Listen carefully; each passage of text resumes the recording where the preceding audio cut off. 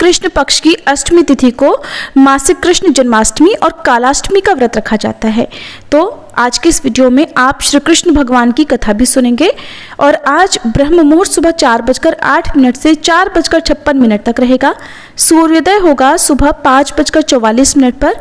सूर्यास्त होगा शाम 7:07 पर। इन दिनों पंचक भी लगे हुए हैं, जिसकी अलग से वीडियो हमारे चैनल पर पहले से ही अपलोडेड है। और आज प्रीति योग सुबह 9:28 से शुरू होगा, जो कि अगले दिन सुबह 8:18 पर समाप्त होगा। और राहु काल सुबह 7:30 से 9 बजे तक रहेगा। पहले सुनिए अधिक मास महात्म्य का, कल से आगे का महात्म्य। श्री वाल्मीकि मुनि से पुरुषोत्तम मास में मूर्ति की प्राण प्रतिष्ठा के बारे में, और फिर पुरुषोत्तम मास के नियमों के बारे में, या पुरुषोत्तम मास में किस प्रकार का भोजन करना चाहिए, इस बारे में जानने के बाद राजा दृढ़धनवा ने फिर से पूछा, हे मुनियों में श्रेष्ठ, हे दीनों पर दया करने वाले, श्री पुरुषोत्तम मास में दीपदान का फल क्या है, सो आप कृपा करके मुझे बताइए। श्री नारायण बोले, इस प्रकार राजा दृढ़धनवा के पूछने पर अत्यंत प्रसन्न मुनियों में श्रेष्ठ वाल्मीकि मुनि ने हंसते हुए विनीत अत्यंत नम्र राजा दृढ़धनवा से कहा। वाल्मीकि मुनि कहने लगे, हे राजाओं में सिंह सदृश पराक्रम वाले, पापों का नाश करने वाली कथा को सुनिए, जिसके सुनने से 5 प्रकार के महान पाप नाश को प्राप्त हो जाते हैं। सौभाग्य नगर में चित्रबाहु नाम से प्रसिद्ध एक बड़ा बुद्धिमान अत्यंत बलवान राजा था। वह क्षमाशील, समस्त धर्मों को जानने वाला, शील रूप और दया से युक्त, ब्राह्मणों का भक्त, भगवान का भक्त, कथा के श्रवण में तत्पर, हमेशा अपनी पत्नी से प्रेम करने वाला, पशु पुत्र से युक्त, चतुरंगिणी सेना से युक्त, ऐश्वर्य में कुबेर के समान था। उसकी चंद्रकला नाम की पत्नी 64 कला को जानने वाली, पतिव्रता, महान भाग्यवती, भगवान की भक्ति को करने वाली थी। उसके साथ युवा चित्रबाहु राजा पृथ्वी का भोग करने लगा। बिना श्री कृष्ण के दूसरे देवता को वो जानता ही नहीं था। एक दिन पृथ्वीपति राजा चित्रबाहु ने दूर से ही आए हुए मुनियों में श्रेष्ठ अगस्त मुनि को देखकर धरती में गिरकर दंडवत प्रणाम कर उनकी विधि पूर्वक पूजा की, और भक्ति से उन्हें आसन देकर मुनि के सामने ही हाथ जोड़कर बैठ गया। विनय से नम्र होकर मुनि श्रेष्ठ से कहने लगा। राजा बोला, हे मुनिवर, आज मेरा जन्म सफल हुआ, आज मेरा दिन सफल हुआ, आज मेरा राज्य सफल हुआ, आज मेरा घर सफल हुआ, जो आप श्री कृष्ण चंद्र के सेवक मेरे घर में पधारे हैं। आपसे देखा गया मैं ताप पुंजश से मुक्त हो गया हूँ मुनिवर। आपको हाथी घोड़े रथ से युक्त समस्त राज्य मैंने समर्पित किया। हे मुनिश्रेष्ठ, आप वैष्णव हो, आपके लिए कोई भी अदेय वस्तु नहीं है।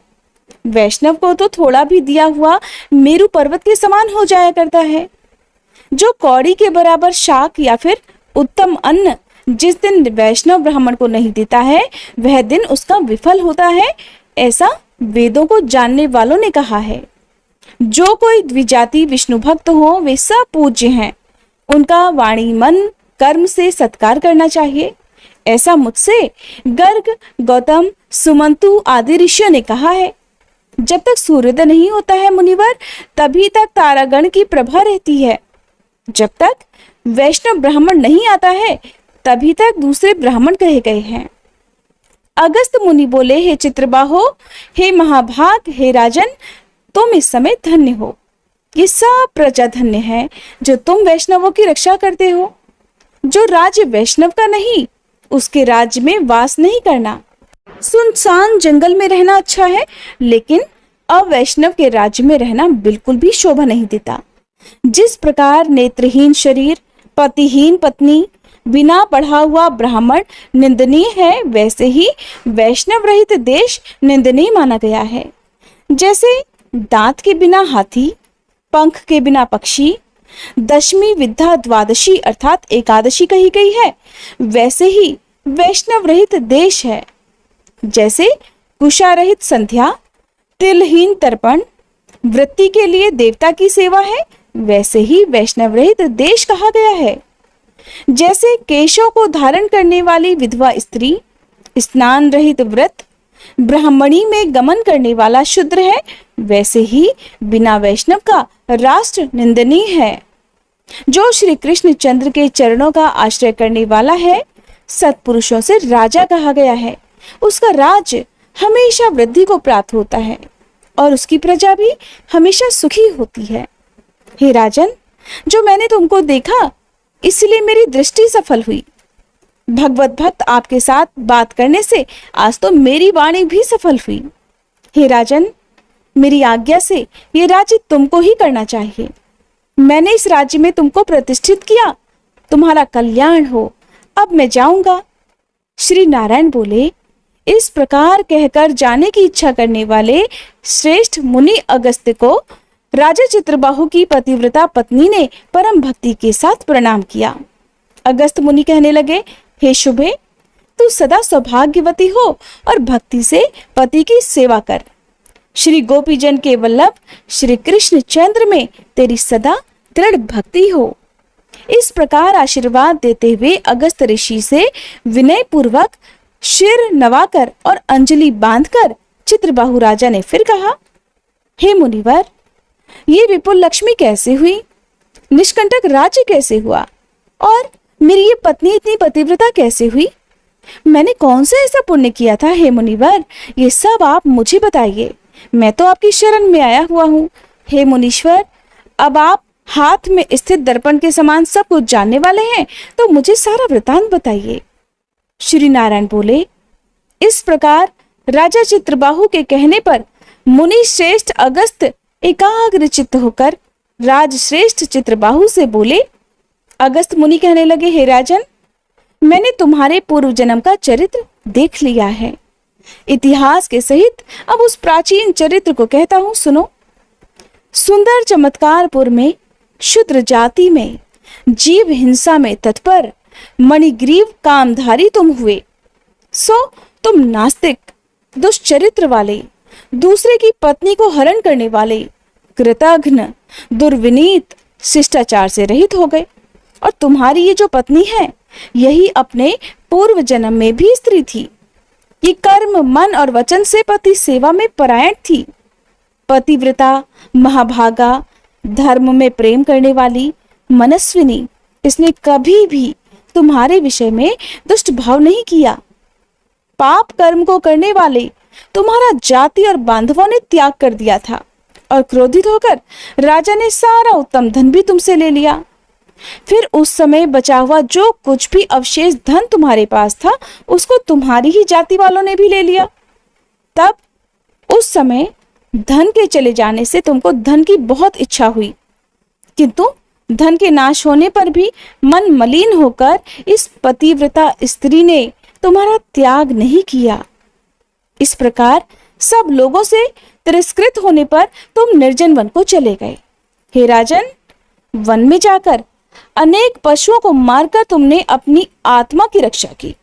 इस प्रकार अपनी पत्नी के सहित जीवन निर्वाह करते हुए धनुष को उठाकर मणिग्रीव मृग के मांस को खाने की इच्छा से बहुत से सांप और मृग से भरे हुए तुम वन को गए। उस मनुष्य रहित वन के बीच मार्ग में उग्रदेव नाम के महामुनि दिशा ज्ञान के नष्ट हो जाने से व्याकुल हो गए, अर्थात रास्ता भटक जाने से व्याकुल हो गए। उस समय रास्ते को भूले हुए उस दुखी ब्राह्मण को देखकर तुम्हें दया आ गई। उस ब्राह्मण को उठाकर और उसको साथ ले जाकर तुम अपने आश्रम को गए। उस दुखी ब्राह्मण की तुम दोनों पति पत्नी ने सच्चे मन से सेवा की। एक मुहूर्त के बाद उस महायोगी उग्रदेव चैतन्यता को प्राप्त होकर आश्चर्य करने लगे, अर्थात जब उन्हें होश आया तब उन्हें बड़ा आश्चर्य हुआ कि मैं तो वहां था, यहाँ कैसे आ गया, और उस घने जंगल के बीच से मुझे यहाँ लेकर कौन आया। श्री नारायण बोले। मणिग्रीव ने उस ब्राह्मण से कहा कि ये सुंदर तालाब है, इसमें कमलिनी के पुष्प से सुगंधित शीतल जल है। हे ब्राह्मण, उस शीतल जल में स्नान करके मध्याह्न की क्रिया करके आप फलाहार कीजिए और इस सुंदर शीतल जल का भी पान कीजिए। इस समय तो मैंने आपकी रक्षा की है, अब आप सुख से विश्राम कीजिए। हे मुनिश्रेष्ठ, आप उठिए और आप कृपा करने के योग्य हैं। अगस्त मुनि बोले। उस समय उग्रदेव ब्राह्मण श्रम रहित सावधान होकर मणिग्रीव का वचन सुनकर भूख प्यास से व्याकुल हो उठा। हे चित्रबाहो, मणिग्रीव की भुजा पकड़कर वट वृक्ष से शोभित तालाब के किनारे पर जाकर तुम बैठ गए। वट की छाया में बैठकर थोड़ी देर विश्राम करने के बाद स्नान और नित्य कर्म कर वासुदेव भगवान का पूजन किया। देवता पितरों को तर्पण कर सुंदर शीतल जल का पान करके उग्रदेव ब्राह्मण शीघ्र ही वट के मूल भाग में आकर बैठ गए। पत्नी सहित मणिग्रीव ने मुनिश्रेष्ठ उग्रदेव को नमस्कार किया और अतिथि सत्कार करने की इच्छा से बड़े विनम्रता पूर्वक बोला, हे ब्राह्मण, आज मुझको तारने के लिए ही आप मेरे आश्रम में आए हैं। आपके दर्शन से तो आज मेरे सारे पाप नष्ट हो गए। इस प्रकार उस ब्राह्मण से कहकर प्रसन्न मणिग्रीव अपनी पत्नी से बोला, हे सुंदरी, जो स्वादिष्ट पके हुए फल हैं, उन आम्र फलों को तुम जल्दी से लेकर आओ, देर मत करो। हे शुभानने, और जो कुछ भी कंद आदि हो उन्हें भी लेकर आओ। इस प्रकार पत्नी अपने पति के वचन को सुनकर फलों को और कंद आदि लाकर हर्ष से ब्राह्मण के सामने लाकर रख देती है। अब मणिग्रीव ने फिर से मुनिश्रेष्ठ से बड़ी विनम्रता पूर्वक आग्रह किया कि हे ब्राह्मण, इन फलों को ग्रहण कर मुझ स्त्री पुरुष को कृतार्थ कीजिए। उग्रदेव ब्राह्मण बोला, तुमको मैं नहीं जानता हूँ, तुम कौन हो सो मुझे बताओ। विद्वान ब्राह्मण को चाहिए कि कभी भी अपरिचित का भोजन ग्रहण ना करे। सुनकर मणिग्रीव बोला, हे मुनिवर, मैं मणिग्रीव नामक शूद्र जाति का अपने परिवारजनों से, अपनी जाति वालों से, अपने बंधु बांधवों से त्यागा हुआ हूँ। इस प्रकार शूद्र के वचन को सुनकर प्रसन्न हुए उग्रदेव ने फलों को खाया, उसके बाद जल पिया। ब्राह्मण को सुख से बैठे देखकर मणिग्रीव उग्रदेव ब्राह्मण के पैरों को अपनी गोद में रखकर दबाता हुआ फिर से मधुर वचनों में बोला। मणिग्रीव कहने लगा, हे मुनिश्रेष्ठ, अब आप कहाँ जाएंगे? इस निर्जन जल रहित हिंसक जंतुओं से भरे हुए दुष्ट वन में आप कहाँ से आए? तब उग्रदेव ने कहा, हे महाभाग, मैं ब्राह्मण हूँ, प्रयाग जाना चाहता हूँ। इस समय रास्ता न जानने के कारण मैं इस भयंकर वन में चला आया हूँ। उस जगह थकावट और प्यास के कारण क्षण भर में ही मैं मरणासन्न हो गया था। उसके बाद तो तुमने मुझे प्राण दिए हैं। हे मणिग्रीव, बोलो, मैं तुम्हें क्या दूं? हे मणिग्रीव, तुम दोनों पति पत्नी ने किस दुख के कारण इस वन में आश्रय लिया हुआ है, उस दुख को मुझसे कहो, मैं उस दुख को दूर करूंगा। अगस्त मुनि बोले। इस प्रकार उग्रदेव ब्राह्मण के वचन को सुनकर अपनी पत्नी के सामने उस मुनीश्वर उग्रदेव की प्रार्थना कर दरिद्रता समुद्र को पार करने की इच्छा वाले मणिग्रीव ने अपने कर्म के भयंकर फलस्वरूप वृतांत को कहा। मणिग्रीव ने जो कुछ भी कहा भक्तजनों, उसका वृतांत अब आप सभी अगले अध्याय में जरूर सुनिएगा। अब सुनिए सीता नित्यनेम की कहानी। ये कहानी सीता माता कहती थी और भगवान श्री राम इसे सुना करते थे। एक दिन भगवान को किसी काम से बाहर जाना पड़ गया तो सीता माता कहने लगी, प्रभु, मेरा तो 12 वर्ष का नित्यनेम है और अब आप बाहर जाएंगे तो मैं अपनी कहानी किससे सुनाऊंगी? तब भगवान राम जी ने कहा कि तुम कुएं की पाल पर जाकर बैठ जाना और वहां जो औरतें पानी भरने आएंगी उन्हें अपनी कहानी सुना देना। सीता माता भगवान के कहे अनुसार कुएं की पाल पर जाकर बैठ गई। तभी एक स्त्री आई जिसने रेशम जरी की साड़ी पहन रखी थी और सोने का घड़ा ले रखा था। सीता माता ने उसे देखा तो कहने लगी कि बहन, मेरा 12 वर्ष का नित्यनेम सुन लो। तब वह स्त्री बोली, मैं तुम्हारा नित्यनेम सुनूंगी तो मुझे तो घर जाने में देर हो जाएगी, फिर मेरी सास मुझसे लड़ेगी। उसने कहानी नहीं सुनी और चली गई। घर जाते ही उसकी रेशम जरी की साड़ी फट गई, सोने का घड़ा मिट्टी के घड़े में बदल गया। ये सब देखकर सासू माँ ने पूछा, अरे बहू, ये किसका दोष अपने सिर पर लगाकर आई हो? तब बहू ने कहा कि माँ जी, कुएं पर एक औरत बैठी थी, उसने कहानी सुनने के लिए कहा लेकिन मैंने नहीं सुनी, जिसका ये फल मुझे मिला है। अब बहू की बात सुनकर अगले दिन वही साड़ी और घड़ा लेकर सास कुएं की पाल पर गई। सास को वहीं पर सीता माता बैठी मिली तो सीता माता ने उससे भी कहा कि बहन, मेरी कहानी सुन लीजिए।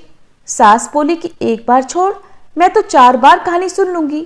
तब सीता माता ने कहना शुरू किया, राम आए लक्ष्मण आए, देश के पुजारी आए, नित नेम का नेम लाए, आओ राम बैठो राम, तपी रसोई जीमो राम, माखन मिश्री खाओ राम, दूध बताशा पियो राम, सूत के पल का मोठो राम, शाल दुशाला पोठो राम, शाल दुशाला ओढ़ो राम, जब बोलूं जब राम ही राम, राम संवारे सबके काम, खाली घर भंडार भरेंगे, सबका बेड़ा पार करेंगे, श्री राम जय जय राम। सास बोली कि बहन, कहानी तो बहुत अच्छी लगी। कहानी सुनकर सास घर चली गई और उसकी वह साड़ी फिर से रेशम जरी की बन गई और मिट्टी का घड़ा भी सोने के घड़े में बदल गया। ये सब देखकर बहू बोली, माँ जी आपने ये सब कैसे किया? सास ने कहा, बहू तू तो दोष लगा के आई थी और मैं अब दोष उतार कर आ रही हूँ। बहू ने हैरान होकर फिर पूछा कि तो माँ जी वो कुएं वाली स्त्री कौन है? सास बोली, वे तो साक्षात सीता माता थी। वे पुराने से नया कर देती हैं, खाली घर में भंडार भर देती हैं, वह लक्ष्मी जी का वास घर में कर देती हैं, व्यक्ति की जो भी इच्छा हो उसे पूरा कर देती हैं। तब बहू बोली, माँ जी फिर तो ऐसी कहानी मुझे भी सुना दीजिए। सास बोली कि ठीक है, तुम भी सुनो। फिर सास ने कहानी शुरू की। राम आए लक्ष्मण आए, देश के पुजारी आए, नित नेम का नेम लाए, आओ राम बैठो राम, तपी रसोई जीमो राम, माखन मिश्री खाओ राम, दूध बताशा पियो राम, सूत के पल का मोठो राम, शाल दुशाला पोठो राम, शाल दुशाला ओढ़ो राम, जब बोलूं जब राम ही राम, राम संवारे सबके काम, खाली घर भंडार भरेंगे, सबका बेड़ा पार करेंगे, श्री राम जय जय राम। कहानी सुनकर बहू बोली, माँ जी कहानी तो बहुत अच्छी है।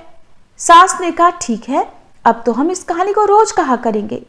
अब सास बहू रोज सवेरे उठती, नहाती धोती और पूजा करने के बाद नित नेम की सीता माता की कहानी कहती। एक दिन उनके यहाँ पड़ोस की एक औरत आई और बोली, बहन जरा सी आंच तो देना। तो वे बोली कि आंच तो अभी तक हमने जलाई ही नहीं।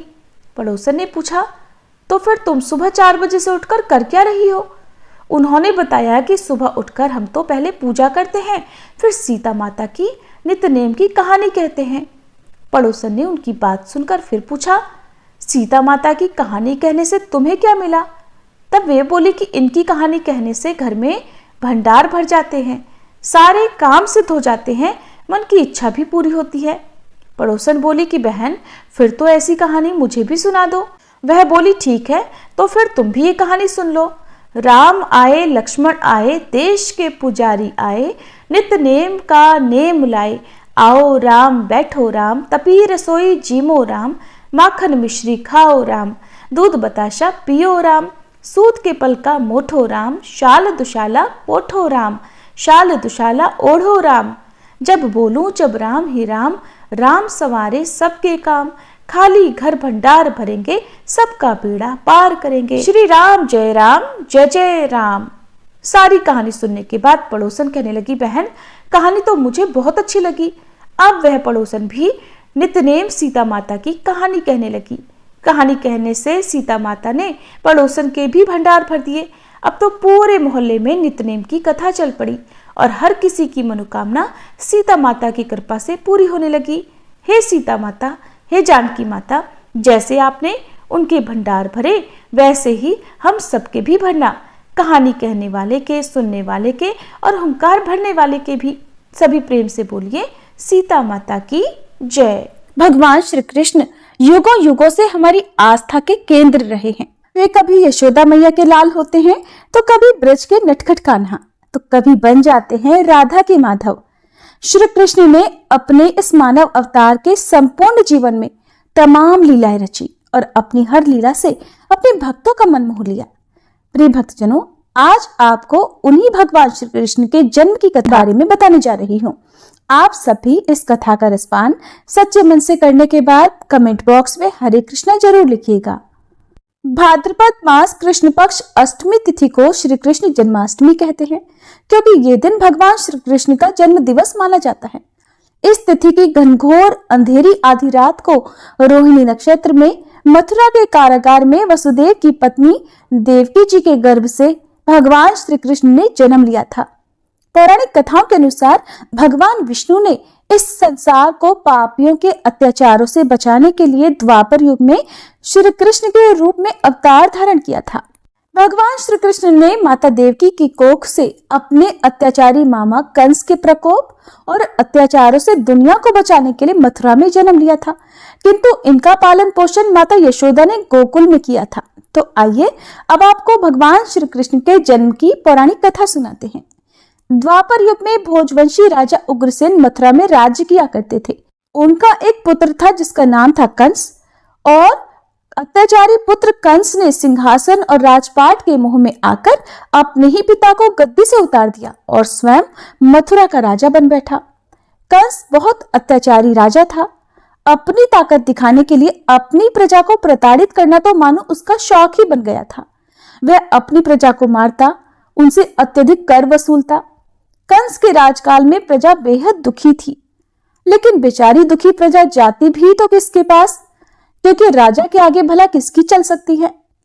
पर कहते हैं ना कि एक न एक दिन सभी के पापों का घड़ा भरता है। कंस के साथ भी ऐसा ही हुआ। कंस की बहन देवकी का विवाह वसुदेव नाम के यदुवंशी सरदार के साथ हुआ था। कंस अपनी बहन से बहुत अधिक प्रेम करता था। देवकी कंस की लाडली हुआ करती थी। देवकी जी का विवाह होने के बाद जब कंस उन्हें उनकी ससुराल पहुंचाने जा रहा था, तभी अचानक रास्ते में आकाशवाणी हुई।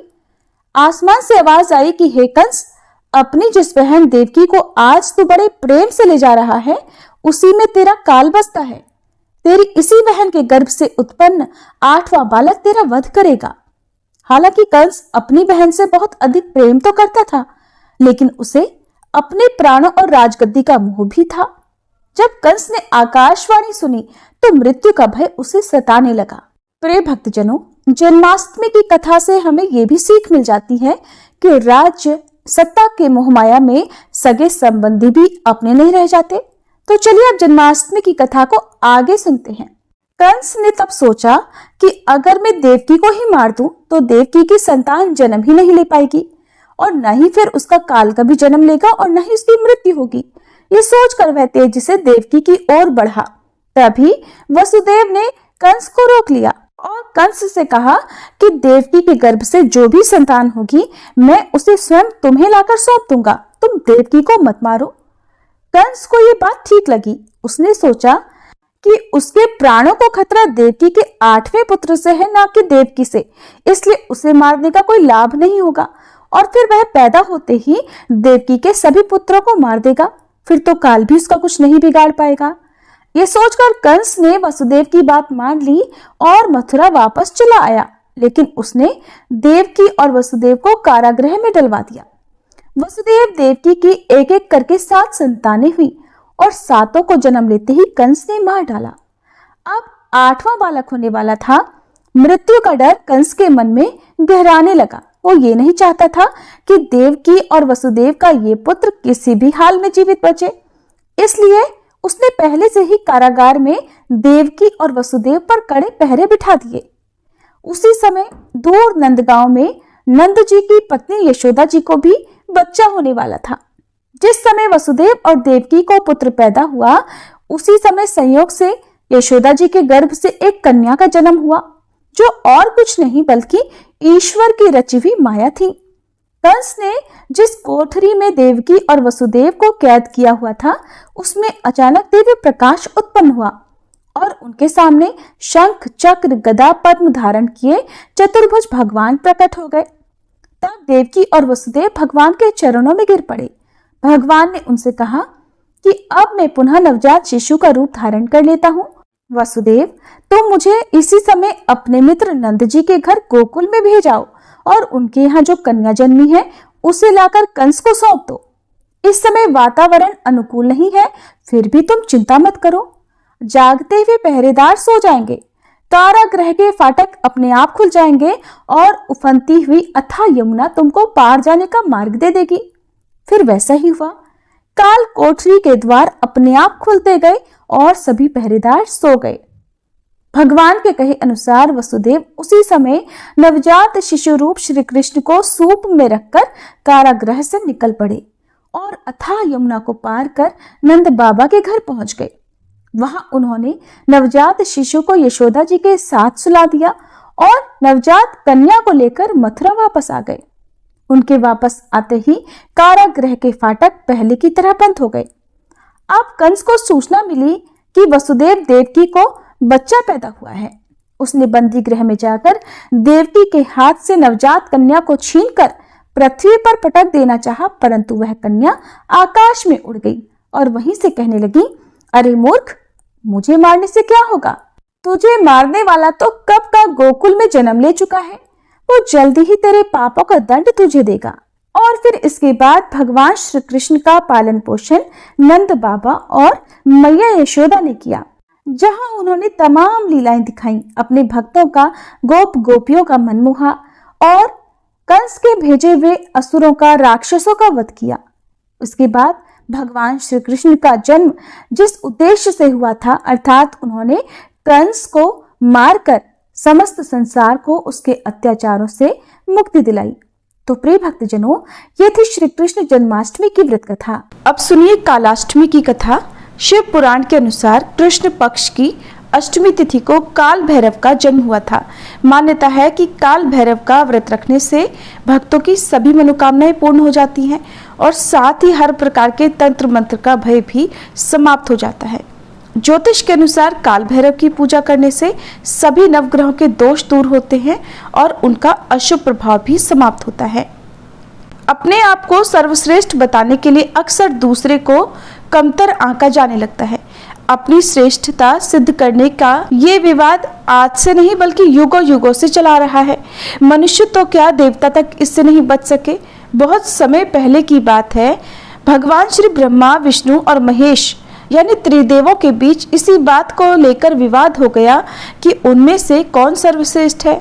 विवाद को सुलझाने के लिए समस्त देवी देवताओं की सभा बुलाई गई।